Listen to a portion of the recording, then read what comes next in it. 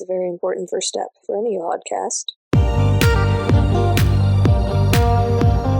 Thank you for joining the Escape With Me Book Club. Escape with me, Sam Reiner. And me, Caitlin. Into our most recent read. Come with us as we evade reality and go into detail about a new book. We'll be covering the book from beginning to end, so there will be spoilers. Today we are going to fictional city Metroville, United States. Like, let's be honest, why is this a UK? Published in the UK on August 31st, 2023, Suddenly Super is the 16th installment of the Twisted Tales series. Her parents are gone, and Violet has been left alone to protect her siblings. How far will she go to keep her family safe? Will giving up her powers be enough? And why does there seem to be holes in Syndrome's story? Background, the movie's amazing. Yes, fantastic film. I owned the fighting game on the Game Boy. I didn't know there was a Game Boy game for this. Yeah, and there was also one I want to say for GameCube. Oh, it's been a hot minute since that era of my life. But yeah, I still have that. It's been a real hot minute since I played it, but I don't think I ever got past... There's an Elastigirl level where she's fighting the Omnidroid in the city. You know, the city's being destroyed. Yeah. I made it pretty close to the end, all things considered. Yeah. But,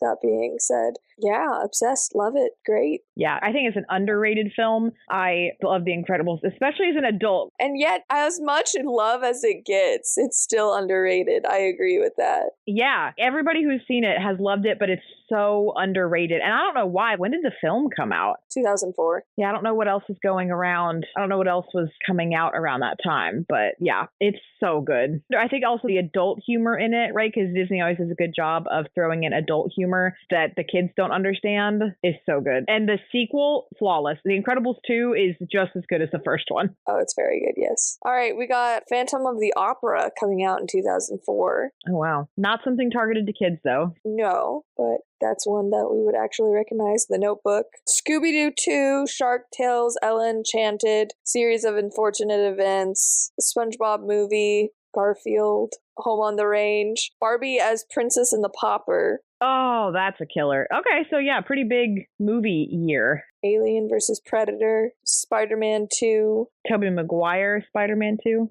Yeah. The documentary Super Size Me. Oh, about upsizing food. A Cinderella Story with Lizzie McGuire. Not Lizzie McGuire, but... Hilary Duff. Yeah. Oh, 13 going on 30. Oh, great film. Oh my gosh, Lion King 1.5. Oh, I remember that. That's the one with Timon and Pumbaa, right? Yeah. Also, all of those are kind of underrated too. Incredibly. Ella Enchanted alone is just great film. Yeah, so it sounds like just a year of underrated films. So such a good film. I've definitely watched it as an adult now and love it. Yeah. Well, I don't think WALL-E came out before this, right? So one of the first ventures into sci-fi, like you mentioned when we were talking about reading this one, like this is the first sci-fi adaptation. This is the only sci-fi adaptation we've had until we finally get the Lilo and Stitch book, and then that will also be sci-fi. But yeah. Yeah, Jack is the best. That's also why Incredibles 2 is better, because Jack shows up with his powers. Incredibles 2 is very good. And then also underrated, slip back under the radar. No, guys, we want a superhero. Yeah. I know you just bought Marvel and they're in the shiny thing, but... Yeah, give us mid-level, family-centered superheroes. The argument between Frozone and Honey. Peak relationship. Oh, yeah, where's my super suit? Oh, classic. So clearly we love it. Yes. So why is this a UK exclusive? Who knows? I don't understand it. I want to shout. Violet calls her mom and I just died on the inside the first time I read it. Also, did you notice they kept using, I don't know if it is the UK version of Tyre, Tyre?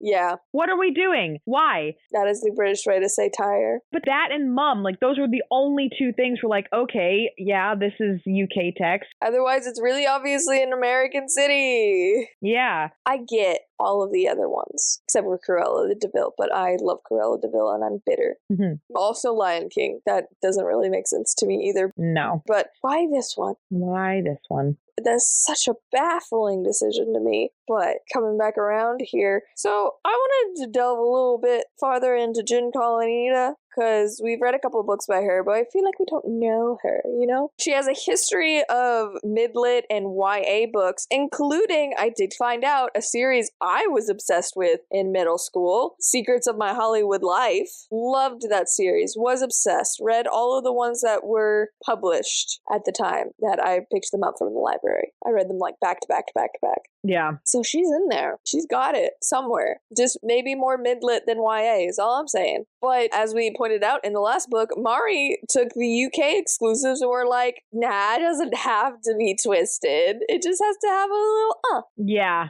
It's fine. I think some of the authors have confused twisted with twisted, right? There's twisted of like there is a plot twist. Something happens and there's a little twisty twist in the plot versus freaking what's-her-face, the original author. Liz Braswell. Liz, yeah, versus Liz who, no, this needs to be twisted. It needs to be sick and twisted. And you're like, why? It needs to be dark. Yeah, and there's such a vast discrepancy in those two versions between the authors. Yeah, I have no idea what the editors are doing. We never do. And I'm pretty sure because the editor would be different between the US and the UK, how could it not be? That's why they're able to get away with such much more mid-lit books. But looked into her. She graduated from Boston College. Okay. That's fun. She began her career as an entertainment journalist at Teen People. Oh, I remember reading that. And she did a lot of interviews with famous people. And that's what inspired her for the Hollywood Life series that she did, which was her first series. Huge Disney fan,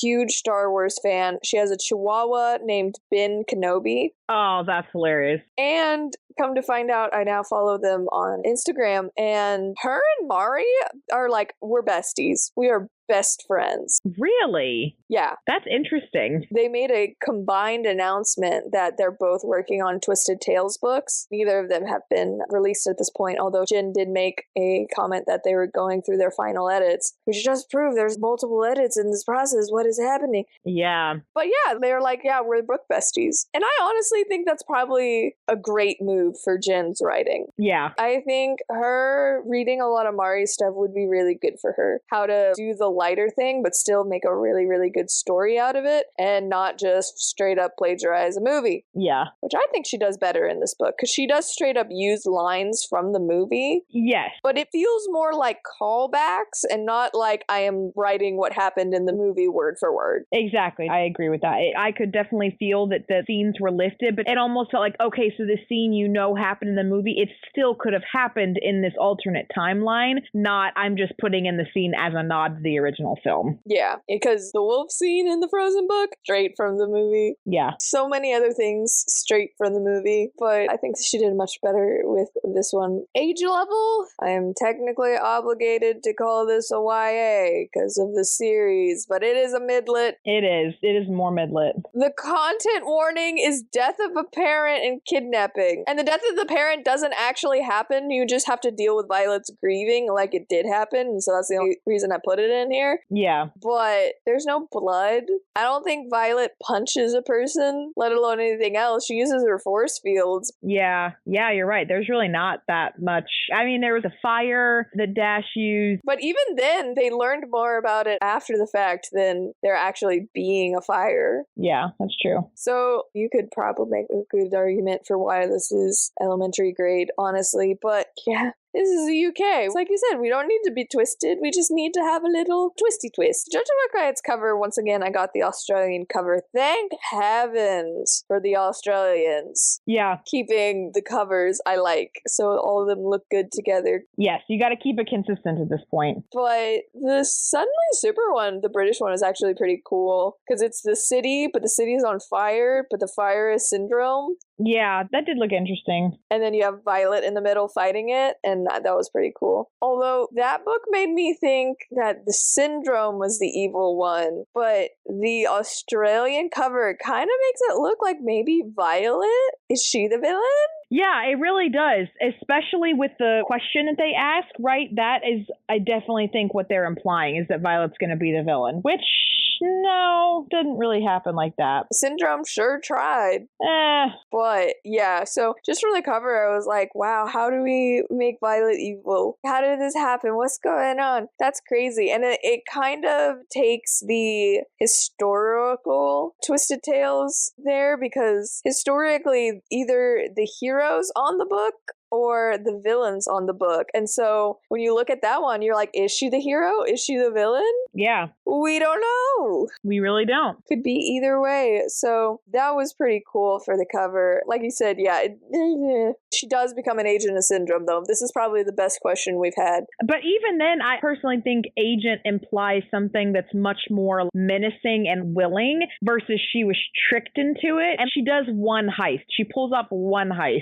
I don't know if that could be categorized as an agent, but maybe. She did do something for Syndrome. Yeah, a person that acts on the behalf of another person or a group. Yeah, which she technically did, so. Which I knew he was going to have to trick her. There's no way Violet's like, yeah, Syndrome, let's go. Yeah, no, there was definitely going to be some trickery there. So I wasn't terribly surprised about that. But to get into it, the difference, the diverging plot line, because this does feel more like an alternate reality. In the movie, the kids figure out that the mom's going and sneak on the plane. Yes. In this book, they do not. No. And so they are left behind, and that is the diverging plot line in Violet's in Charge. Also, Violet goes to a party. Yeah, I don't remember that being in the movie. It's not in the movie. Okay, I didn't think so. So there was a little bit more set up to be different. Yeah, definitely giving you more of a vibe of Violet and where she stands. Apparently, they gave Lucy, who is Lucien's, aka Frozion's niece, Yeah. which I think was a fun ad. I was expecting her to be in more of the book. Yeah, me too. But I don't know. I'm kind of satisfied with the role she eventually played in all of this. But yeah,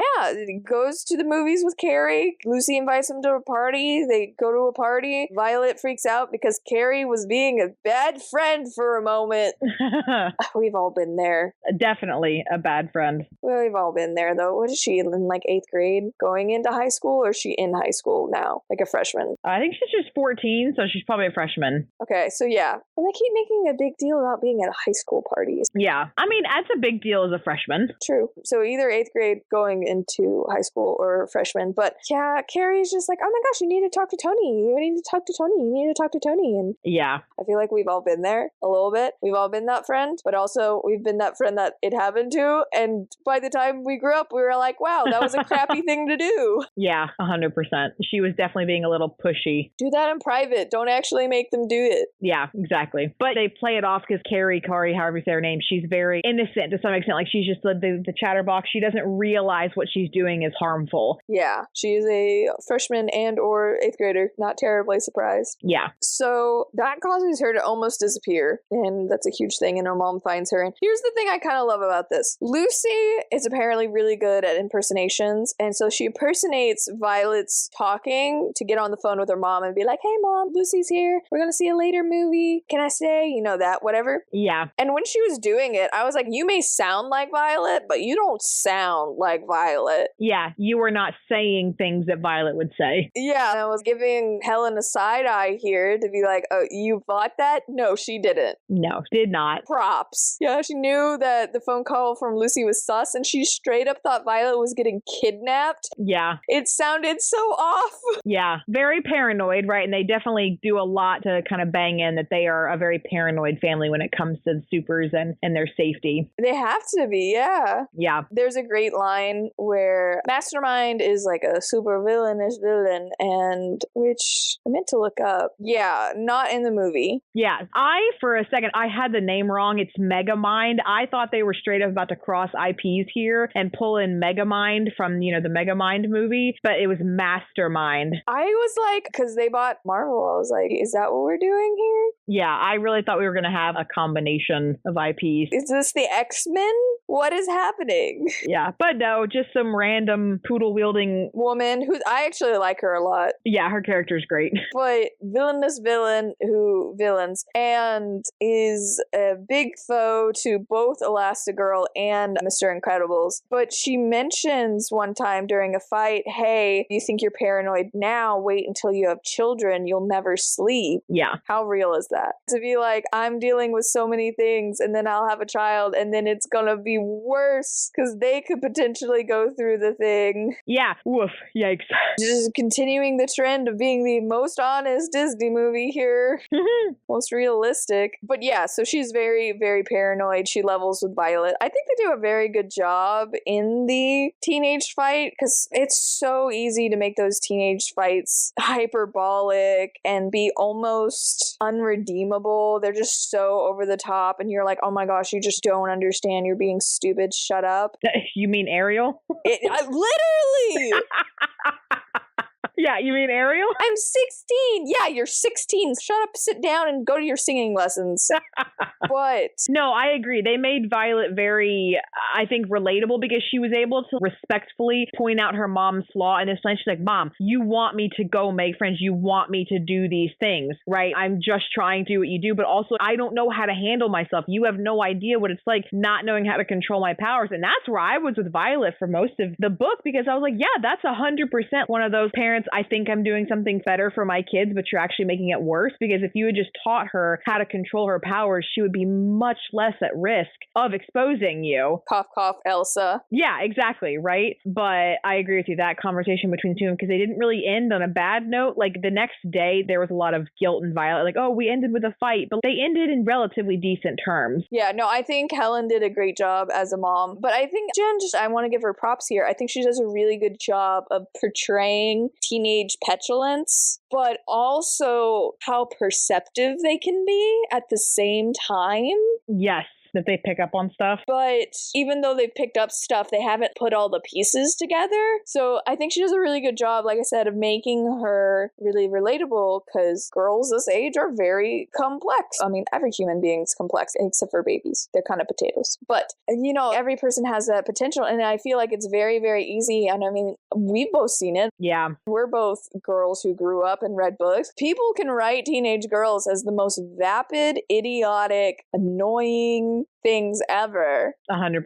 And I think Jen does a really good job of leveling it, where even throughout the whole book, even when I'm like, no, stop being in denial, it just feels like a teenager getting out in the world for the first time or coming across an ideology that doesn't match their parents. Yeah. And it will either go one of two ways. Either they will bury their head and just keep doing what they've always done because they have to, because if they face the reality that, oh, maybe there are other perspectives out there, they're like, no, I've been wrong the whole time, because introducing the concept of gray morality to a teenager is actually very traumatic. Yeah. So it's like you could go that way, which is what Violet does, or you could go the other way and you're just completely on board with the other ideology. Screw the old one, they're wrong, I'm going to be mean to my parents about it. You either go real far in one way or real far the other. And so I still think it was done really well, and I think Jen does a good job of keeping us in Violet's mind and why she makes those decisions and stuff, even if I'm like, girl, please.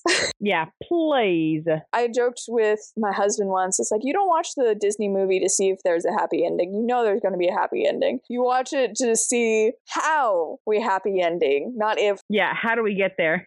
How we get there, and that's the interesting part, and that's how I felt about this. I'm like, when do we get there? She's going to figure it out. Well, when we get there? Oh my gosh, I 100% agree. I was finishing the book last night. Literally, I fell asleep trying to get through the last 10 pages because I was like, I have 15 pages left and they're still technically in the big boss battle fight. What is the resolution of this book going to look like? Yeah, they had to give Mr. Incredible a line. Yeah, right?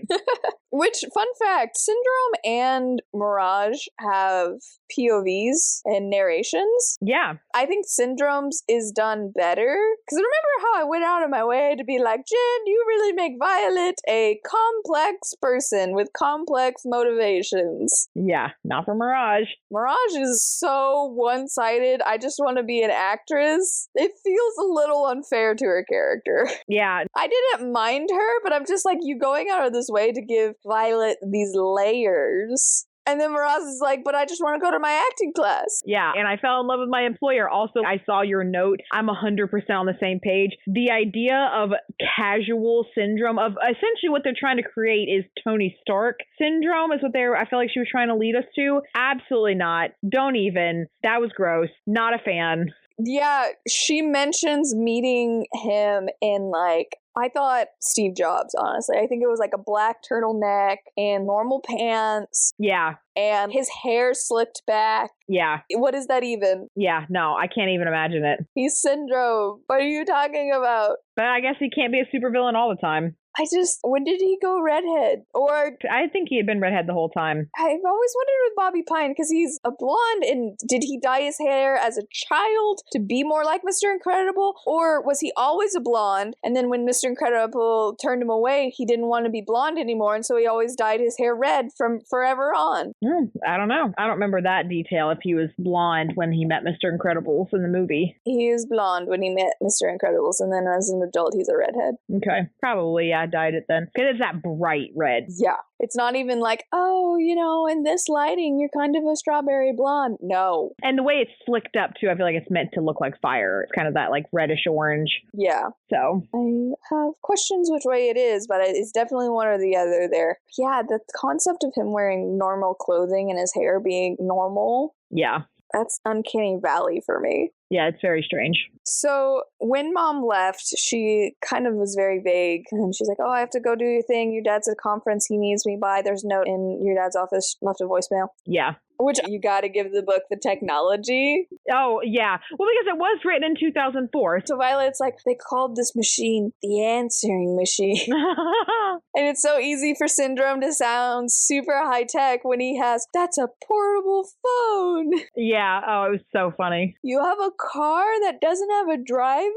Even now, that's a little bit of a novelty of a concept. But we actually are having people start with those now. Yeah, even though those are real for us, that's an actual thing. But imagine 21 years ago, the concept of a driverless car. Gosh. Yep. Wow. Also, Pizza Planet reference, because of course. Yes, I did love that. That was great. This book feels like it was written by a Disney fan. Yes, you're right. The love that was put, I think she just does so much better in Mari's Twisted Tales in the UK than she did in Liz's Twisted Tales. Because we remember Snow White. She put a lot into that, but it's just something felt off the entire time. Yeah. And then her stepping into this one in Mari's Twisted Tales and that editor's Twisted Tales, she just fits so much better. And she can have fun with it, I feel like. But yeah, left a note, and the mom was like, do not throw it away. Do not throw it away. Keep it on you at all times. And I'm like, so where's the hidden code? What's on it? There's something on it.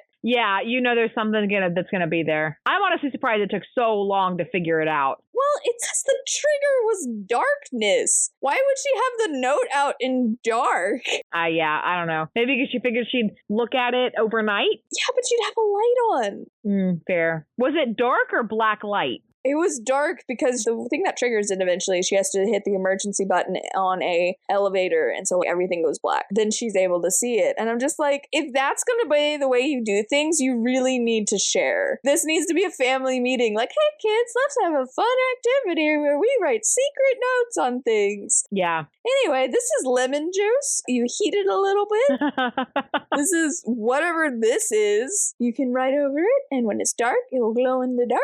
I'm Helen. Yeah, it's a lot. But also kind of get why she couldn't have written it, because it's the phone number for the guy from the agency that you see in the movie that relocates them. But why did it have to be a secret message though? I get it, but I don't get it. Yeah. Just write that at the bottom. Well, didn't she say call the agency? That makes sense not to put that on there. If you need anything, call the agency. And Violet's like, cool, I don't have their number.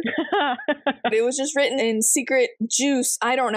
Ink is Rick Diker's personal phone number. Oh, that's right. That's right. Ma'am, can we please now have secret code? Unnecessary plot twist.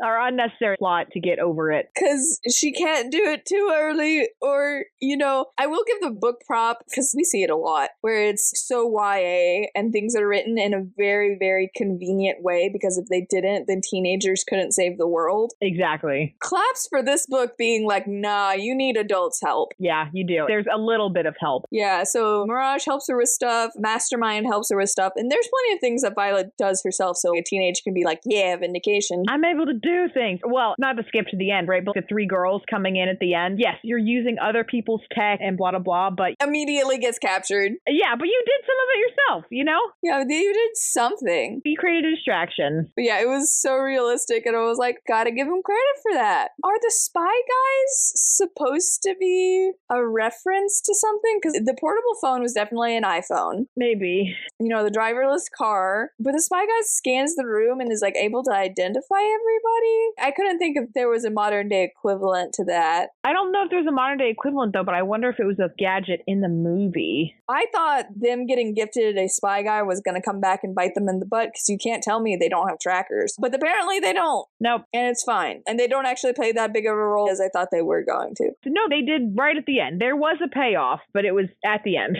Yeah. And it was a very small payoff, so. It was a very small payoff, but it's fine. We won't judge them too harshly. No, but there was some tech, right? There were the trackers, there were the comms devices, right? There were the stun guns and the freeze rays and the fire flame things. So what ends up happening is this woman bangs on the door. It's like, oh my gosh, Mastermind's coming for you. Do you need to run away with me right now? And Violet's like, who are you? Yeah. She's like, no, we gotta leave right now. She's like, I'm not going anywhere until you tell me who the heck you are. Fair. And who they are and why you're here and what do you know about my parents? All fair. But can we talk about how this is a parent's worst nightmare? Absolutely terrifying. Yep. Your kids are at home. Your kid is old enough to watch the other kids. So your kids are at home, no adult, and someone just starts banging on the door and is like, you have to come with me. Your parents were in a horrible accident. Yeah. Or something. That is so terrifying. I don't think a kid would realize how terrifying that is. I mean, they would a little bit because stranger danger, but also I would just thought that the whole time, because then men come in and they're like, oh yeah, we're working for Mastermind. And so they run away and they end up calling Mirage and going with her because they're like, oh my gosh, Mastermind is after us. Terrifying. Yeah, literally terrifying. Just someone knocking on the door when your kids are alone and then they answer it. Like, that's just scary to think of. All of it. So Mirage is the white-haired woman from the movie, except she's wearing a brown wig for most of the book. Yeah. So at this point, Mirage points out that Syndrome even got a black and blue supersuit. Yeah, I saw your question. Now, there are some inconsistencies because I went back to the book. So in Mirage's chapter, she said he had become obsessed with Mr. Incredible, even to making his own black and blue supersuit completed with a cape, right? But when they meet him, then the next chapter, it's back to the black and white. Black and white. However, at one point, he did make a black and blue supersuit, right? He made himself one when he met Mr. Incredible because Mr. Incredible has one. So you think it's the when he was younger one? Maybe, but I mean, she says he had recently become obsessed and then made one. Yeah, so I don't really understand. But I will say I picked up on more plot discrepancies in this book than maybe any other. Yeah, some of it. That has been a blight on us. Yeah. From the very beginning, because these books are published very quickly, although I think they finally calmed down. But yeah, the other thing is, so they get taken to his, by the way, he has a treehouse mansion, because why not? Why not? He's got a private island, he's got a treehouse mansion, and then he has a secret airport, apparently, helicopter hangar off the coast, and he shows them a video. It's like, oh, I was there when your parents died. So they show him a video, right, of their parents, and then Violet's like, hey, this is weird. Later on, she finds out he has a red supersuit, but why was he wearing the blue one? And why was his hair longer? And the vibe I was getting was a deep fake. Maybe they said the beginning part, but then he used old interviews to get him to say the stuff about their powers. And I was going to hint it back to, oh, maybe they said those things when the government was making them illegal. Or talking about getting all the powers nullified or something. And so it would be an old audio, but he somehow edited it to make it all seem like one cohesive thing. Because we do see when they record that. Yeah. We see that. And so, and Violet points out, why is his hair longer? Why is he wearing the blue suit? Why is this? Why is that? Keep wondering. Yeah, I don't know. It is weird. Because it never gets explained. No, it's not. It's never explained. I just want answers. We just want answers. Oh, well. Here's Here's what gets me. Syndrome convinces Violet that they need to get rid of their powers, because if they get rid of their powers, Mastermind will have no reason to come for them. Yep, doesn't make any sense to an adult. That makes no sense. But it probably does to a teen. It makes sense to her because it's confirmation bias. That is what she's always believed, is that she wants to get rid of her powers, that her powers are the problem. Yes. And so an adult comes along and confirms that, hey, your powers are the problem, and she's latching onto that for everything I'm worth. Yeah. But you're still the Incredibles children. You're still Mr. Incredible's child, Elastigirl's child. Even if you're like, oh, I don't have powers anymore, are all the villains going to believe you? Yeah. If they're truly in desperate need to hurt you or harm you because of your parents, because they haven't done anything, they're going to come for you. Also, does the nullifier affect your entire DNA? You could probably still have super children. And even if you couldn't, if you believe that villains are actually legitimately trying to take out supers, yeah, they're going to still take you out for your line. You just can't defend yourself now. Exactly. Yeah, it made no sense. But she just so desperately wanted to get rid of her powers, be a normal kid, right? And that's what got her. Yeah, it made me think of both movies where, you know, Elastigirl's like, I'm going to do this thing for stuff. And then you find out, oh, you're not working for who you think you're working for. Of course. That's exactly what we knew was going to happen. So that's a thing. You pointed out in the notes that there's 2 Sundays. I'm so confused on the timeline. Yes. The timeline is whack. It's whack. Whack, I tell you. His super suit, whack. His excuses, whack. His hair, whack. Yeah. But yeah, no, agreed. I have no idea what time is. At one point, Violet's like, it's been a crazy weekend. And then at another point, Lucy points out that she hasn't been at school for 2 days. For 2 days, which that tracks. At one point, they repeat the Sunday, but then they said they take 3 days to do work and to train, which also doesn't make sense because they went to sleep on Sunday and started training Monday morning. And so 3 days would have been Wednesday, but then they're like, okay, we got done with training on Tuesday, so that's when we're going to enact the plan on Wednesday. And then, like you said, that takes a day. In theory, I think it was the following day she goes to see Lucy, and they're like, yeah, you've been out of school for 2 or 3 days. I can't. You obviously did not sit down and create a timeline. Or the editing phase was too fast and you weren't able to actually go back and edit all of it and make it very clear. Yeah. Timeline, whack.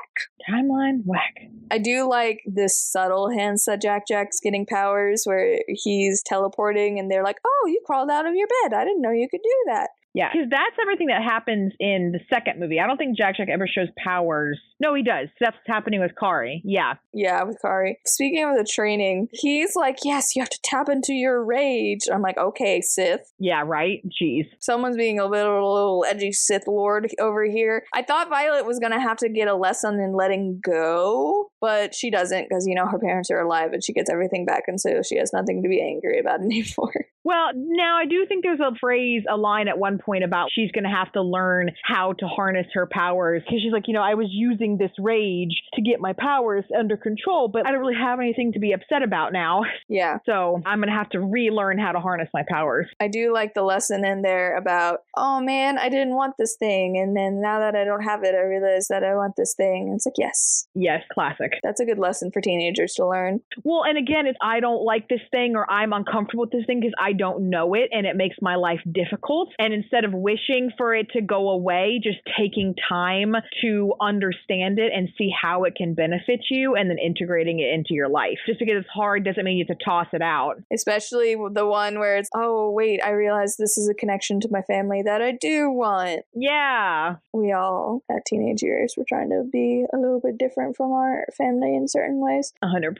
Because that's just part of the teenage growing up experience. Yep. Like I said, you got to go real hard into one or the other. Mm-hmm. But again, to be fair, they did pretty good with it for her, so. I do think they did. I just, you know, I love little lessons for the kiddos. Like you said, they're about to do the mission, except there's been a breach on the island. He really needs to talk to his workers. Yeah. About not being so obvious in front of the children. Yeah, which he tried to be like, hey, but then they're like, we have a situation. They're like, oh, wait, there are kids here. We're so not used to doing that. Yeah, but they're like, oh, there's been a breach on the island, you know, whatever. And then then later on, they're like, another super's there, one with ice powers. It's like, guys, they're right there.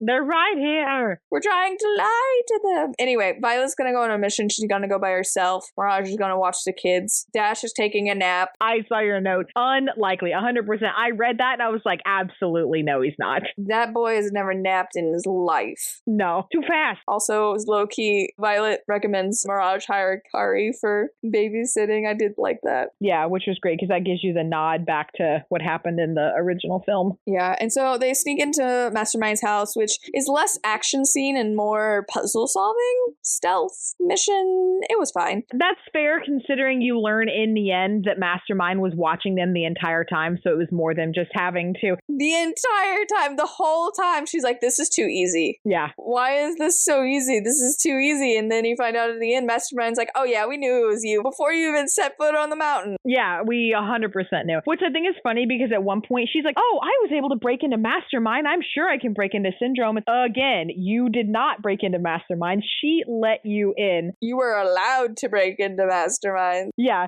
she wanted entertainment, so she let you in. Literally the entire, because she said that, and she's like, oh, you know, we haven't had this in so long. The entire time she was destroying stuff, I was like, I wonder who has to clean that up. Not her, not Mastermind. I wonder who has to clean that up. Who has to buy a new chandelier? Yeah, which I also just want to know the politics of this world, because in the end, again, we'll get there, but Mirage talks about how they're going to be swimming in bank, you know, once they get everything happening. Who's funding these villains? How are they so rich? Is it just from the stuff that they steal? Other villains. Are villains sponsoring each other? I honestly want a Mastermind book. I mean, they get awards apparently for the best villainry. That's true. That's true. So I need, honestly, a book all about the villain side of this. Are you telling me you don't think the tech bros would fund all of the ridiculous things that Mastermind has making? Oh, that's fair. I forgot she was an inventor. That's right. That's right. And it was unclear. Was Mastermind a super or no? It feels unclear to me because you would think all the villains are supers and it's super versus super, but she comes across as the Tony Stark. yes. Okay, so then probably not. But I like her a lot. She calls everyone pet. She has a white poodle. She's here for the entertainment. You kind of get more of an idea of what happened because all of the supers were retired and powers are illegal. And they're like, oh, we're good people and want to follow the law. And so we're going to become illegal. And then the immediately plot hole is, but the villains aren't. Why aren't the villains villaining it? It's a little bit childish. But like I said, this is basically a mid-lit book, if that. We tried to do crimes, but without supers, it wasn't fun. Yeah, it's not fun. And that's where the Mastermind perspective came in for me. Because I was like, yeah, that's the whole point. Villains don't have anything to do if there's no one fighting them. Yeah, what's the point of working hard? And so that's a very interesting competitive dynamic. You're only as good as your competition in a lot of ways. So I loved that. That was funny to me. I just loved that perspective. I do like how Mastermind's like, I would never take their powers. They were basically my best friends. I am your villain, godmother. That was so good. The concept of that. Yeah. I love that. I want to use that for something. I just absolutely love that. It gives very Maleficent, Angelina Jolie Maleficent vibes, which that was also a fantastic film. And the way they did that was so good. Yeah. Everything about her I love. She's very childish though. Yes. She is super intelligent and I'm just wondering if she's that type of woman who has it all together all the time and so she likes to mentally regress sometimes and become childish. Maybe. Because she doesn't come across to me emotionally immature or emotionally stunted. She actually has a conversation with Violet very easily, helps her walk through some emotion, is very calm, is not reactive, but especially at the end when she's going on a stakeout, she's acting kind of like a kid. Yes. And so it just feels like she does some age regression sometimes because her coping mechanism, it's fine, it's not hurting anybody. She's actually a good boss still, so yeah. She was a blast. A great character. It made me so mad because I thought maybe when Syndrome goes through these are all the people I've killed with these Omnidroids. Wait a second, I just realized we don't have an Edna in this book. Yeah, Edna's not in here. It's very saddening. What? I was wondering, at one point I thought they started describing a character that looked like her. Yeah, Mirage. Yeah, the way they started describing her, and I was like, oh, that's not Edna. Dang it. Yeah, there's no Edna in this, which is very saddening because she is hands down the best part of The Incredibles. So good. But, Edna goes through a thing. It's like, this person died with a cape, this person died with a cape. So I thought maybe Mastermind was was one of those. But no, just completely made up for this. Her colors are apparently green and blue, and she loves the McDonald arches. So that whole thing goes down, and then Violet's like, well, I still don't believe you. You didn't do this. And Mastermind figures it out. She's like, oh, honey, you are so gullible. But Violet's sticking her heels in. Yep. And so she's like, I'm leaving with the thingy. And so she opens the little compartment, and she's like, do it. She said, please try it. I need some entertainment. I don't think you can get out, but do it. And so Violet and Dash and her leave, which I'm kind of glad that they're showing a more offensive side to her powers instead of just defense. Because I feel like that's a lot of what the movie uses. It's like, oh, use force fields to protect each other and invisibility to hide. And then this book is like, nah. You're going solo, bro. Explode everything. They get out, they blow a window through a wall. They're on the first floor. Huzzah. Get out. Mirage shows up in a getaway car. They get in the car. Somewhere along the way, Syndrome calls. Syndrome has questions. Yeah. Wants to talk to Mirage alone. Mirage pulls over. Even though apparently Mastermind knows this entire mountain. Anyway. Yeah, you are not far enough away, my friends. That's not going to come into play. It's fine. Goes out, start talking to her. The wind blows Mirage's hair, right?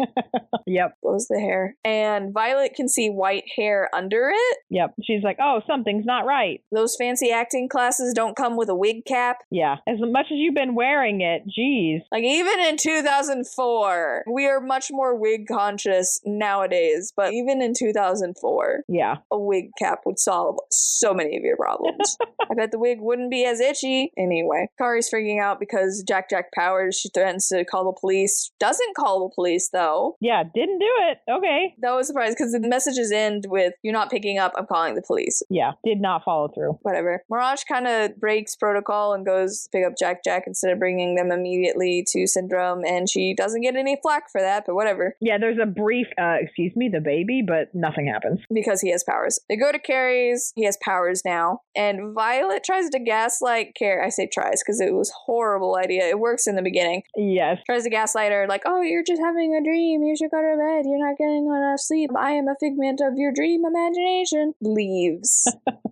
That's exactly what happened. Honey, she's gonna see the damage when she wakes up. Yeah, it's essentially destroyed the house. How do you think you're gonna get away with that? I don't understand. And then she never got paid for any of this, and her parents are freaking out. I feel like the agency should step in here. Yeah, they probably did. A super destroyed somebody's house? Yeah. This seems exactly like what the agency is there for. Exactly. They ended up wiping her memory. I'm sure they ended up doing something at the house. For real. I was a little sad that they did, but oh well. Yeah, that would have been fun. So they go back to Syndrome, fill him in on the mission. Okay, here's the thing. Earlier, something was going to happen and she was going to be separated from Dash with Mirage when they got to Carrie's house. Yeah. And so he's like, no, Dash, you have to come with me because that's how hostages happen. And then they get back to the tree house and they're like, cool, we'll take the first elevator. You take the second. We're going to take Dash. Bye. Yeah. And she's holding Jack is like, what the crap is happening? This is where she has to pause the elevator because Jack teleported through the thing to the shaft. Not great. Also, obsessed with cookies. I'm worried about his stomach. Oh my gosh. Because this baby, right,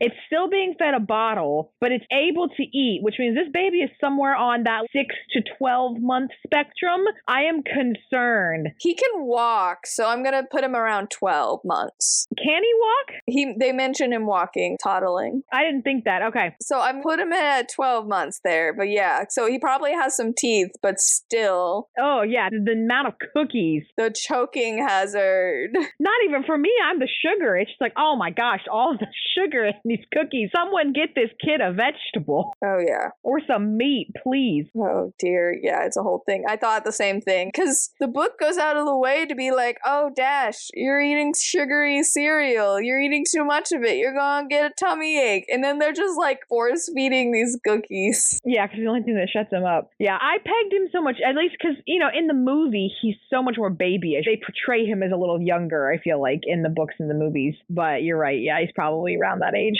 Yeah. So gets the number from Rick Diker, which Violet thinks is weird because she said Mirage said that the agency was in business anymore. Do you remember saying that? I don't think she said the agency wasn't in business. I think she said that the agency didn't know about them, about this group of people. Yeah, that they were a secret. She's like, oh, we're work for the government, but we're so secret in the government, we don't have a name. Yeah. Which lies. Government loves names. Yeah. They give code names to things that already have names. Exactly. They love names. But, so we're so secret. I think at one point they said they work with the agency, like they're above the agency. Yeah. But yeah, I don't remember her saying that the agency doesn't operate, just that they work differently from the agency. Like they're not the agency. Yeah. And that was an inconsistency for me. I didn't remember that. Syndrome's gonna take them to the island? And I didn't really understand this. Which we all knew he was going to twist, but... Oh, yeah, you know he was going to be a villain. And maybe this is just his obsession coming through. Maybe that's a secret part of the book is, hey, Moby Dick, don't obsess over a thing. Yeah.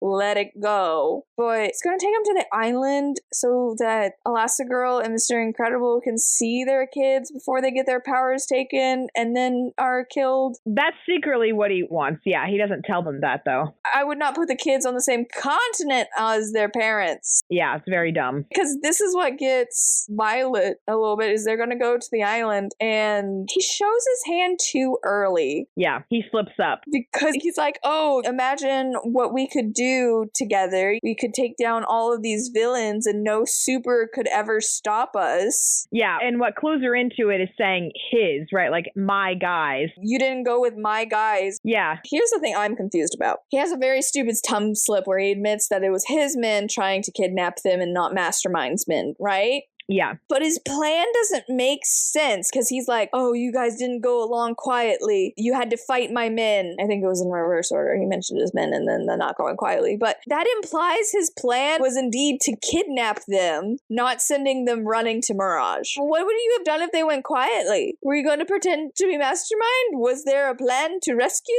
them? And granted, Mirage keeps pointing out, he's manic. Yes, very. He has no idea what he's doing. He's making up plans as it goes. Not all of them are good. Yes. So I will accept that. But I'm just like, that makes it worse, my man. Yeah. And that's when the guard comes in. It's like, oh, there was another breach. There's another person in his zone.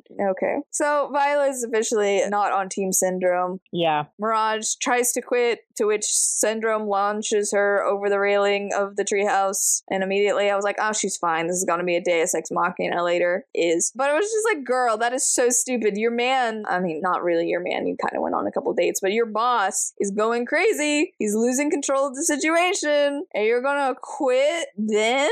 I would have just left sneakily, just sneak out. Nope. Maybe help the kids. This is not a job. You just like, I'm gonna quit. Bye. Yeah, quit. Sorry, I was looking in the book to go back to what you said of where he slips up. He says, Dash set fire to your house trying to protect you from my guys instead of going quietly the other morning. That was in his monologue of, don't you see how good we could do? Like, look at what you've already done. But in describing this situation... You set fire to your own house. Yeah, you set fire to your own house trying to protect you from my guys instead of going quietly. So he just slipped up, labeling them his people instead of masterminds in that monologue. Don't you see? We're good together. We can commit all the arson. Yeah.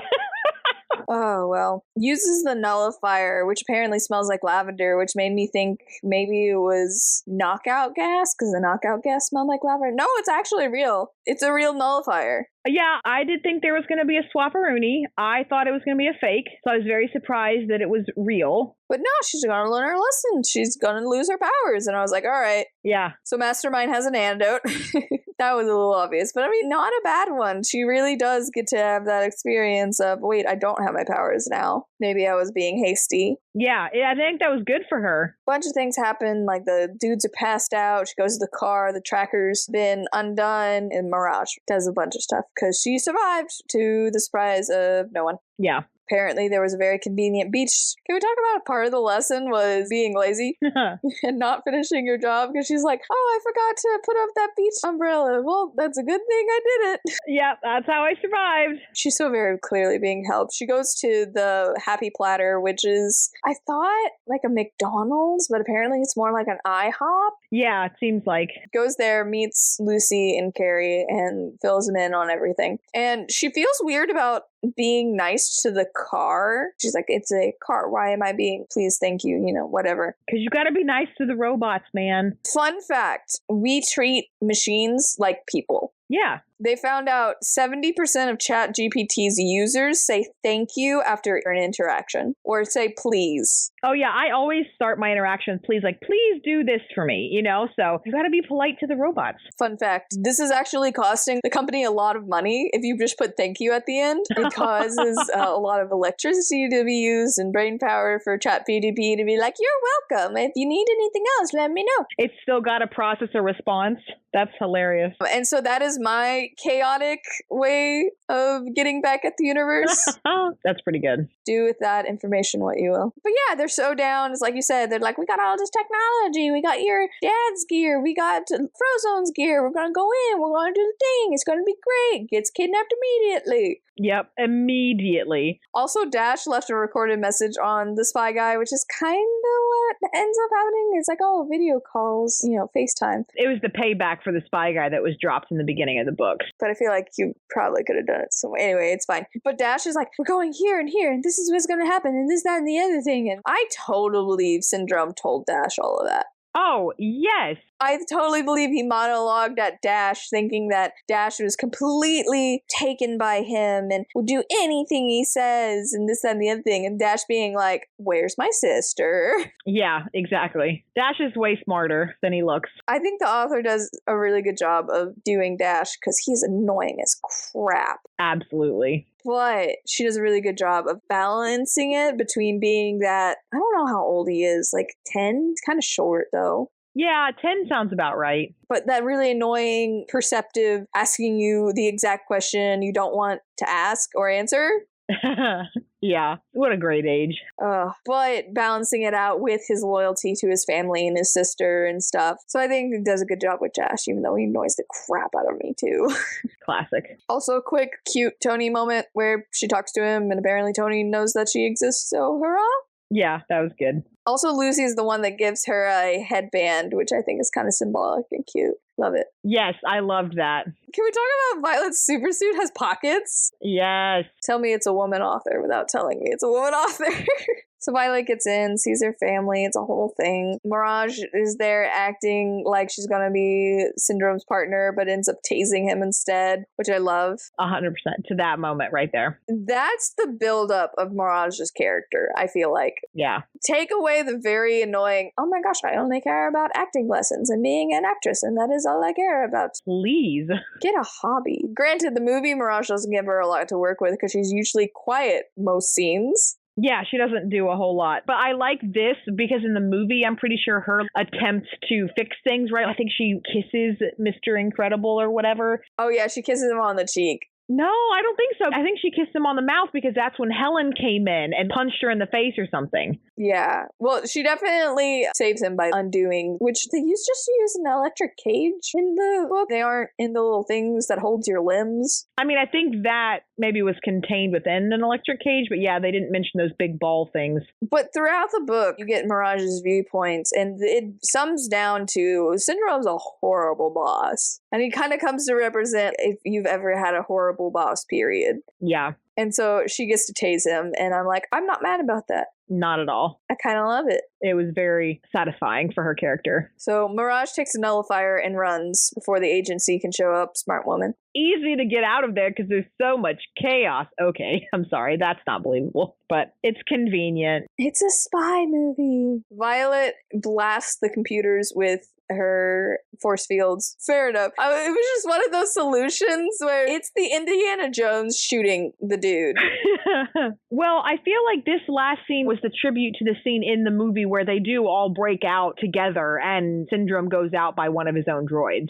Yes. Okay, here's a little bit of a thing. They're all standing on the Omnidroid triumphant in super poses, right? Yep. Before Mr. Incredible says, "Fly home, buddy," which I'm pretty sure is his only line of dialogue. Well, he has a line of dialogue when he's like, "Don't you touch the hair on my child." Yeah. But other than that, that is his second dialogue.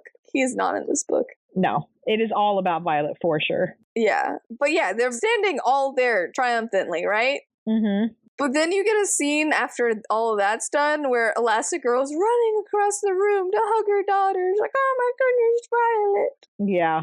You were just standing next to her. Yeah, again, the plot inconsistencies are rough. Whatever. I would have preferred the hug over all of them standing triumphantly on a circular robot. Yes, makes zero sense. Also, who has the baby? That's my question. Because in this version, the baby's with them the whole time. Versus in the book, he's standing triumphant. Apparently. On the circular spear droid.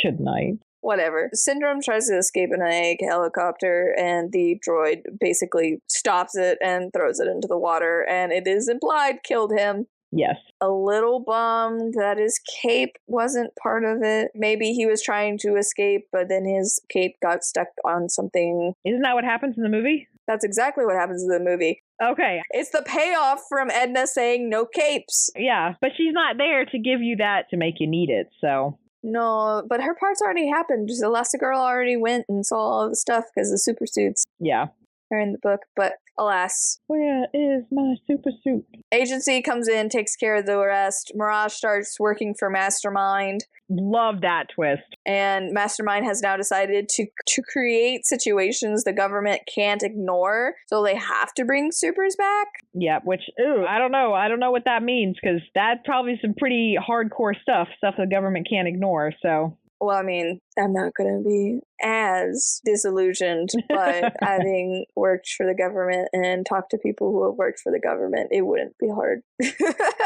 No, I'm the opposite. There's a lot the government will ignore. Like, it takes a lot to get them to actually pay attention. That's what I'm saying. Oh yeah, I'm just like, it would be very easy for them to be overwhelmed. No. I see what you mean from that perspective, to get overwhelmed, but it's more like, no, there's a lot that you got to do to get anybody to take anything seriously and to mobilize. So. The press coverage, I'm sure she'll figure it out. There you go. But that being said, I don't understand this. It ends with Mirage and Mastermind camping out outside of the Incredibles motel because their house has to get rebuilt. Why? Why is she following Violet to a party? Yeah, I don't know. It felt a little bit like her just trying to get out and check in, maybe. Check in on how her little super family is doing. Maybe. It's never completely said, though, so yeah. No, it is a little confusing. But, yeah, Violet's going to a party.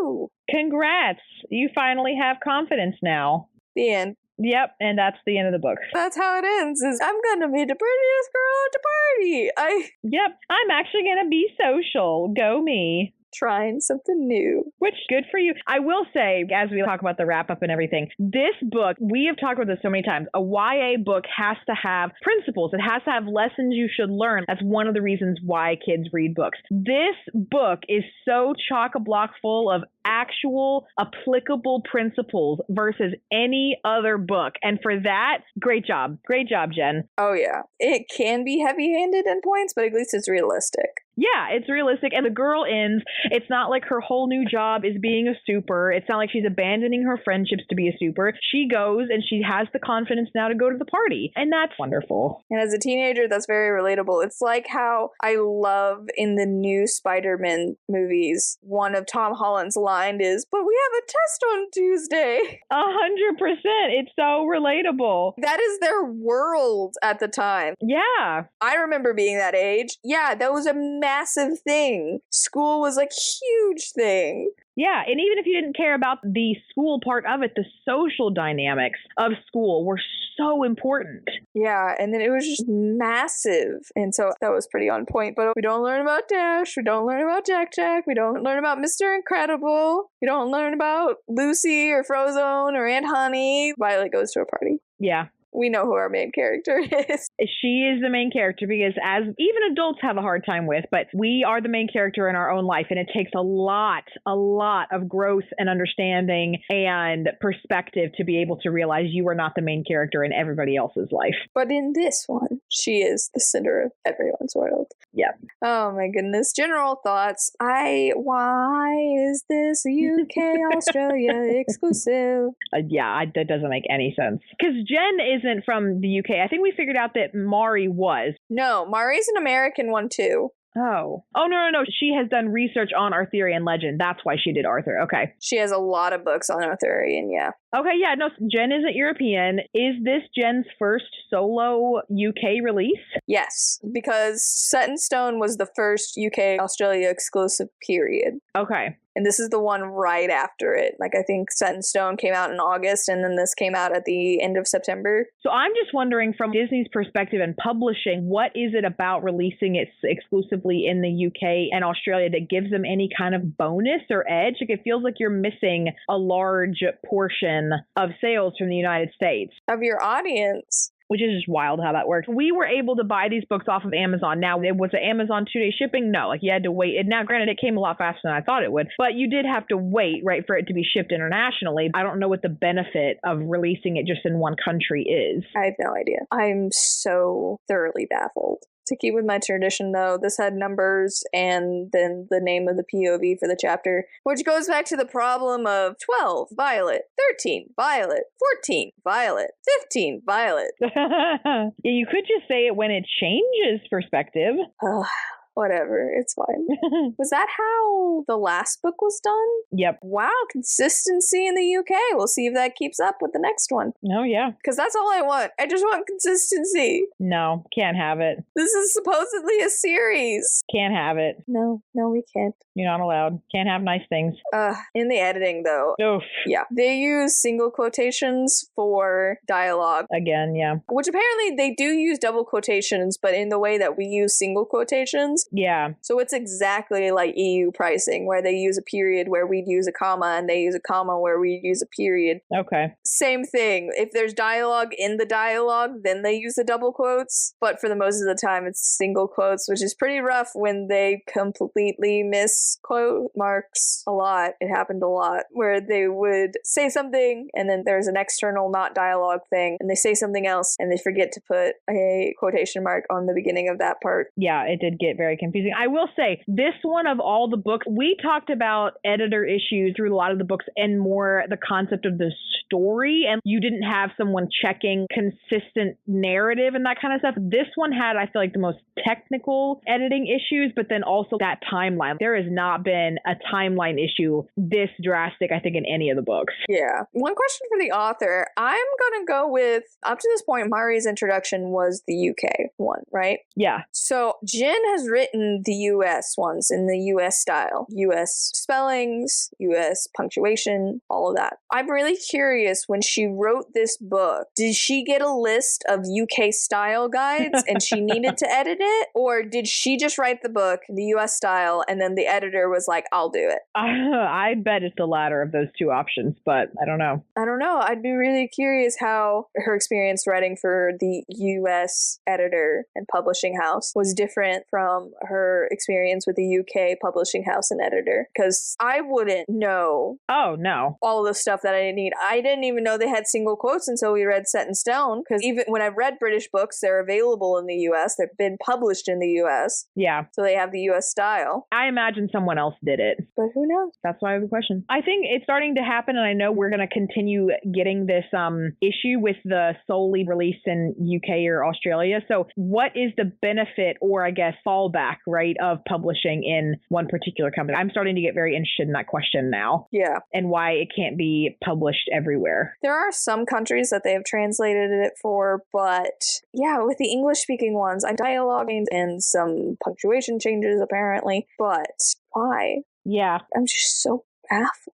I have no idea what they're doing. I don't know if they know what they're doing at this point either. That could be a valid question. What's going on? Who's conducting this train? Because it's definitely not the authors, that's for sure. I'm so confused with this publishing schedule. I've always been baffled by how fast it is. Yeah, poor people. Rating. I would give this saving the day at the last minute out of 10. I'm considering this is Jen's redemption after Frozen and then Hercules, which we were not fond of. I gave this a 4-star. It's probably like a 4.5. The only reason I didn't give it a 5-star is I read Set in Stone. I was like, oh my god, goodness, I need to make other people read it. This is so good. I love it. It is great. I will do this, this, and this with it. Where when I finished Super, I was like, done. I finished. I think I feel the opposite. Sword and Stone was good, but I still can't get over the stupid love thing that they did with the two characters. So I really like this one. I like Violet. I think, like I said, this is the most applicable when it comes to actual things that kids can take away and learn, the lessons they can learn from it, which is what YAs and mid-lit is all supposed to be about. So I would agree with the 4 to 4.5 stars just because inconsistencies in it and the editing issues, as an adult reader at least, really took me out of it. But for a funny rating system, I would say when your mom secretly saves you from a party you never wanted to go to but couldn't admit to your popular friends you didn't want to go to, out of 10. Because I understand that feeling very well. Read again, probably? I own it. I don't have any reason not to want to read it. Yeah. It's not like Elizabeth Lim levels where I'm like, yes, yeah, I must own this. I kind of had to own it because, UK exclusive. But now that I have it, the barrier to entry is much lower. That's fair. I think I would. I definitely think I would, like I said, hand this off to somebody to read, especially like having the copy of it. Yeah. Do I like it enough again to actually go back through and reread it? Maybe if I'm bored, because like I texted you. So this and the last book and Set in Stone are the two that I've actually read physically. I think maybe the first two I read on my Kindle, but Kindle reading and physical reading are very different. And these, they are just insanely easy to go through. I mean, I think I literally read it in thirds. It's about 350 pages, and I was able to sit down and read over 100 pages at a time because it just goes so fast. And the text is really large and everything, and it is a very easy read. Yeah. So if I'm bored and I don't have anything else to do, maybe, because I know I could consume it really quickly, but for the plot, probably not. Yeah. I mean, I think it's a good add to the Incredibles universe. Yeah, I agree with that. We are desperate and thirsty out here. But yeah, I kind of agree. I've read The Thing. I no longer have, oh no, what's going to happen in my brain? Yeah, you got that itch satisfied. Yeah, so now I'm like, it was a pretty straightforward story. Yeah, very easily predictable. But have you read this book? Why do you think this wasn't published in the US? Or are you as baffled as we are? Feel free to comment it below. Either way, do you have any book recommendations for us? Tell us all about it in the comments below. If you like the video, hit like, and if you're enjoying yourself, hit subscribe for more. Thank you for exploring Suddenly Super with us. Join us next time when we'll be covering Murder by Cheesecake by Rachel Ekstrom Courage. I'm Sam Reiner. And I'm Caitlin. And we hope to see you and a friend here next time. Escape With Me Book Club is a Lunar Skulk production. Check us out on Facebook, Instagram, or TikTok to keep up to date with us. Lunar_SKULK.